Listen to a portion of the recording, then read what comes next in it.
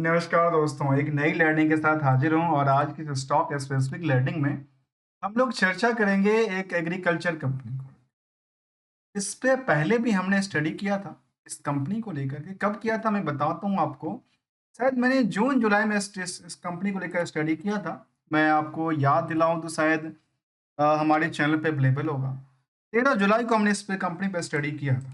उस टाइम पे इनकी जो प्राइस थी वो लगातार पिक पे थी। उस टाइम पे इसकी प्राइस कहाँ पे थी? पिक पे चल रही थी। और पिक पे चलने के बाद मार्केट में क्या हुआ? लगातार गिरने का सिलसिला उसके बाद थोड़े दिन के बाद चालू होती है। और आज की बात करूं तो मेरे सामने, मैं आपको दिखा नहीं सकता लेकिन मेरे सामने एक कहते हैं ना स्पॉन्सर्ड वीडियोस लर्निंग वीडियोस दिखता है इस कंपनी को लेकर के। तो आखिर इस कंपनी की बड़ी ग्रोथ होने वाली है, ये होने वाला है, ये होने वाला है। मैं चलिए थोड़ा-सा सोचा कि अच्छा ये इतना सारा ग्रोथ हो गया क्या कंपनी को लेकर के पिछले कुछ दिनों में? हम इसको थोड़ा क्या करेंगे, रिवीजन पॉइंट ऑफ व्यू से समझने की कोशिश करते हैं। क्या जो ग्रोथ स्पॉन्सर्डशिप वीडियो में दिखाई जा रही थी, क्या ऐसा कहता है? चलिए, कोशिश करते हैं हम समझने को। जहाँ पे कंपनी का सर्विसिंग क्या है पता है? और सर्विस के तौर पे कंपनी कहती है contract farming, hydroponics, organic farming, cold storage, B2B in agriculture product में कंपनी का कारोबार रहा है। Appreciate and our trust greatly की बात उन्होंने कहा है और उन्होंने अपनी फोटो गैलरी और बाकी सारी चीज़ों में उन्होंने मेंशन करके रखा है। कंपनी कहाँ की है? अहमदाबाद गुजरात बेस्ड कंपनी है। और कंपनी एस्प्राइट एग्रो लिमिटेड के नाम से प्रचलित है। जब प्रचलित है तो भाई कोई कंपनी के बारे में स्पॉन्सर्ड कैसे कर सकता है, ये तो मुझे नहीं पता। लेकिन चलिए, अपनी अपनी सबकी स्ट्रेटजी है लर्निंग का या लर्निंग को एक्सप्लेन कराने की, लोगों तक पहुंचाने की। फिलहाल हम अपनी लर्निंग को स्टार्ट करते हैं स्प्राइट एग्रो लिमिटेड से।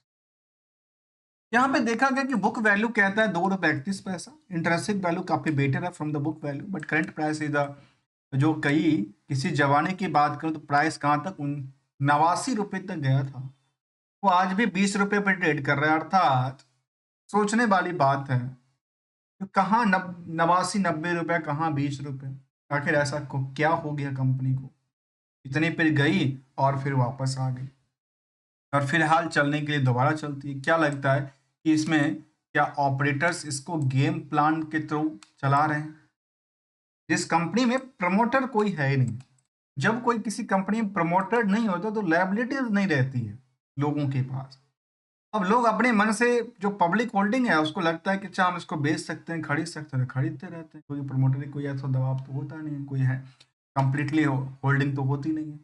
चलिए, अल्टीमेट भी देखेंगे आखिर कौन अल्टीमेट प्रमोटर्स कौन इसका कहलाता है। या आरओई और आरओसी का आंकड़ा को देखें तो 35 से 38% की दिखाती है। अब आती है सवाल जो अच्छा कंपनी में लेकिन निवेशकों का इंटरेस्ट कैसा? तो कंपेरिजन टू द इंडस्ट्रियल की बाकी दुकानों से यहाँ आज भी काफी ज्यादा भीड़ का आंकड़ा कहती है। कहाँ से? अर्निंग पर शेयर से। सोचने वाली बात है, पर शेयर 46 पैसे की अर्निंग करती है और मार्केट में 43x का इसके भीड़ है, जो कि करीब 20 रुपए के आसपास के स्टॉक की प्राइस डिफाइन करता है। डेट टू इक्विटी बिल्कुल फ्री है, ऑलमोस्ट कंपनी फ्री होती है। मार्केट कैप 1000 करोड़ के आसपास का आंकड़ा दिखाती है। डिविडेंड का कोई ट्रैक रिकॉर्ड नहीं है। अब आती हैं कुछ और पहले, खासकर करंट रेशो। करंट रेशो देख करके पता है क्या हो रहा है? अचंभित हो जाते हैं। अच्छा, करंट रेशो इतना ज्यादा कैसे हो गया जी? मतलब कंपनी है करंट में ही सारा काम काज कर रही है क्या? और क्या इनके पास शायद उन्होंने सेल्स ज्यादा करवा दिया जिसके बेसिस पे ईपीएस दिखा दिया? ऐसी बात तो नहीं थी। इन्हीं सब चीजों के लिए हमने क्या किया, एक अलग से एक न्यू रेशियोज का पार्ट को इंक्लूड किया इसके अंदर, जिसमें कि 3 चीजों को हमने ऐड किया। इसमें एक नेट इनकम मार्जिन, इस कंपनी का पूरे का होल्डी ऑन कारोबार में 14% की नेट इनकम मार्जिन होता है। दूसरा, 27% की उधार सिचुएशन पड़ी थी सेल्स के बेसिस, और जो प्रॉफिट बुकिंग किया उसके अकॉर्डिंगली 194% की इनका डेटर्स पड़ा। इतना इनके प्रॉफिट उन्होंने दिखाई। इन सभी हाइलाइटों के पीछे हम क्या जानने वाले हैं?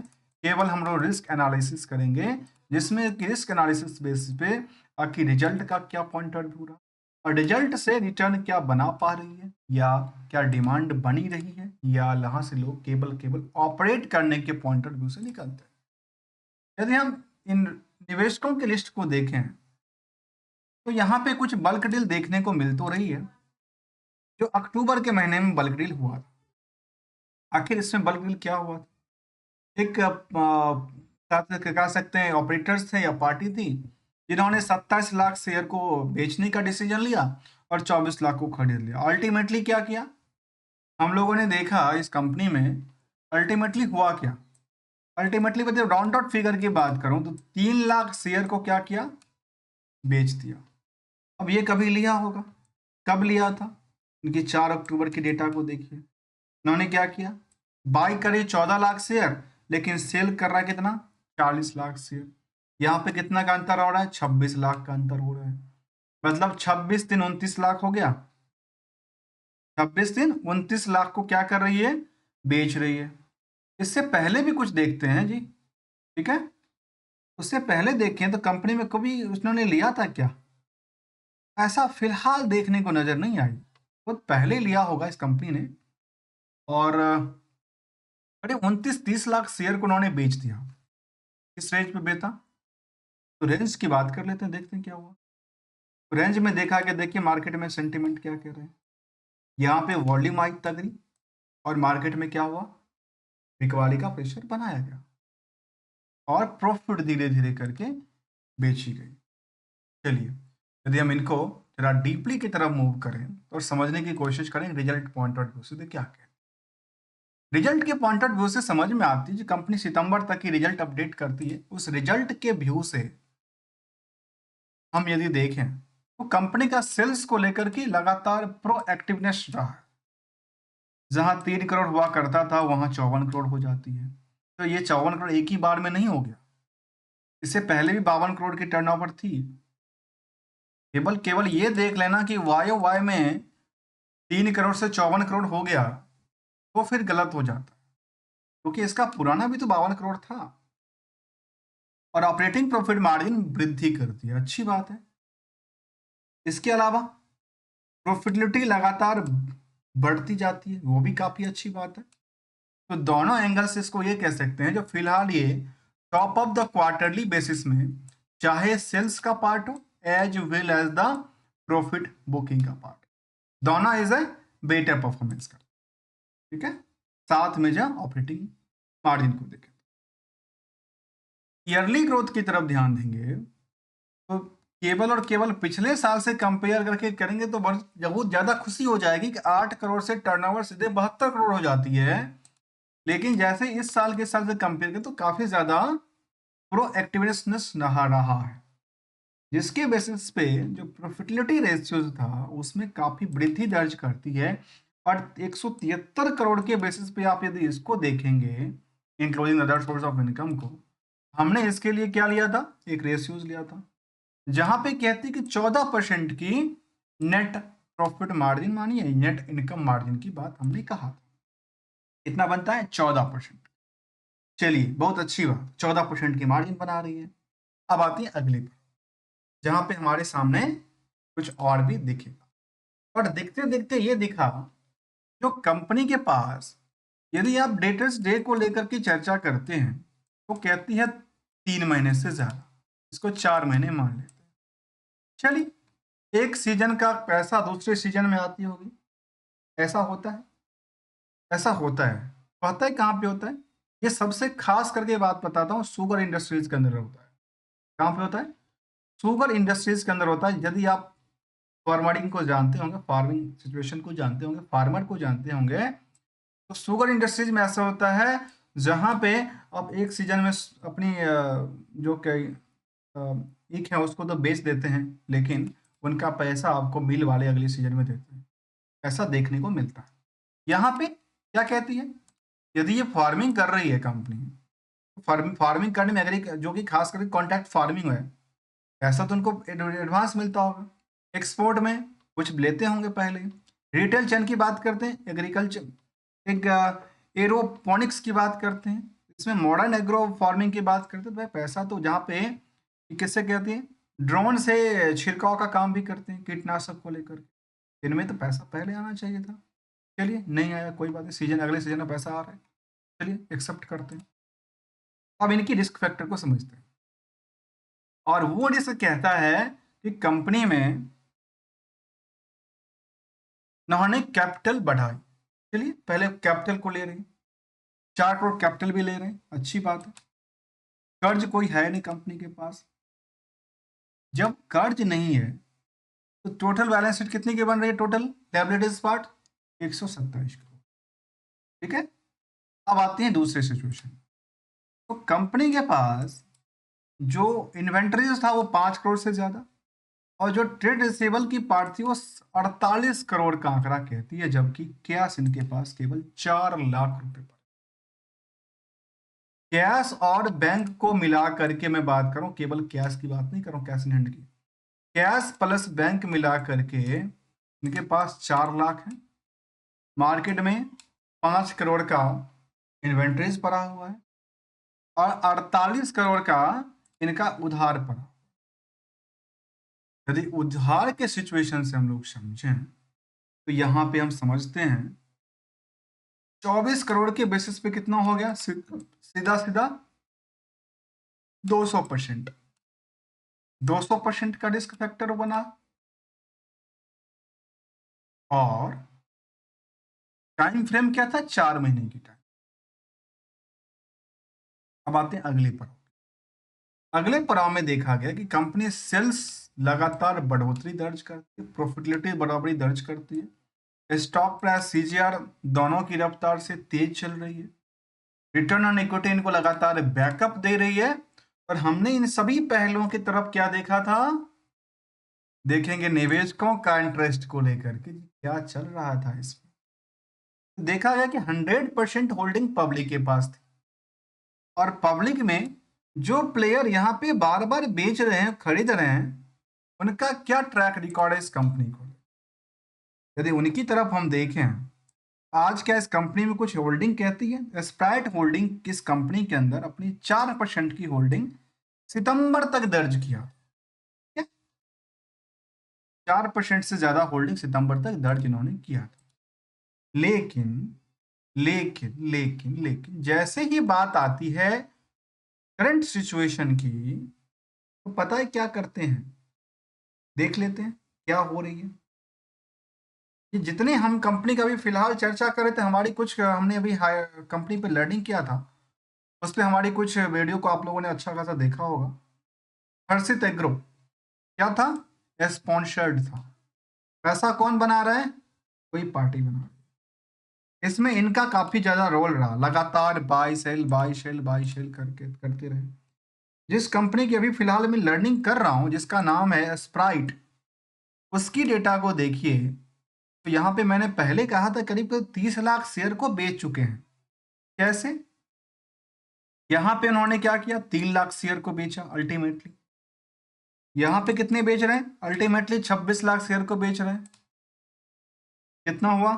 26 दिन 29 लाख शेयर हो गया, 29-30 लाख शेयर को उन्होंने बेच दिया। और जो सितंबर तक की रिजल्ट में क्या दिख रहा था? केवल और केवल ये दिख रहा था 4% की होल्डिंग हम रखे हैं। वही इनमें से अपनी 4% की होल्डिंग में से अल्टीमेट प्रमोटर जो रहे वो उन्होंने अपनी प्रॉफिट बुकिंग किया। और मार्केट को कैसे किया? स्पॉन्सर्ड और प्रॉम्प्ट करके किया। जहां पे ये लगा कि मार्केट काफी रैली बना रही है, और रैली के चक्कर में आम निवेशकों की पैसा इसमें अटक गया, और ये एक बेचने वाले कगार में थे। जहां पे भले ही चीज को देखिए, ये मार्केट कितनी बड़ी रैली पे थी, मार्केट में कौन खरीद रहा था? कोई इंटरेस्ट बात कर रही है? कोई नहीं नंबर की बात करेगी आखिर मार्केट में कितने शेयर आ रहे थे खरीदने और बेचने को लेकर। जहां पे इस कंपनी को क्रिटिकल कॉल ऑप्शन में स्टेज ये समय स्टेज 2 में रखा गया है, और इस 2 में रखने के पीछे 2% पे फिक्स किया गया है। तो हम इनके ट्रेडिंग और डिस्ट्रीब्यूशन सिस्टम को जरा एक नज़र समझने की कोशिश। मार्केट में पिक पे कब था? इस पीरियड में। वॉल्यूम कहाँ थी? देख लेते हैं सेम प्राइस में कितनी वॉल्यूम थी। केवल 2700 वॉल्यूम उस टाइम पे ट्रेड हो रही थी। कितना ट्रेडिंग हो रही थी? 2700 वॉल्यूम आई थी, बाकी कोई बेचने के लिए रेडी नहीं था, केवल 2700 वॉल्यूम आई और मार्केट में एक नई जगह बनाई। और जब पूरे साल में कुछ नहीं हुआ तो यहाँ आकर के केवल और केवल बल्क डील शामिल हुआ और पुराने अल्टीमेट प्रमोटर यहाँ से अपनी पल्ला तो घिसक के निकल गए। जबकि कंपनी बोनस पार्ट को लेकर के यदि हम देखें तो intimation of record date of the bonus share को लेकर अपडेट देती है, और वो क्या देती है उस पर भी जरा हम फोकस करते हैं क्या कहने वाली। तो 15 तारीख का अपडेट आया था और कंपनी ने कहा है जो हम एक के बदले एक बोनस शेयर भी देने वाले हैं।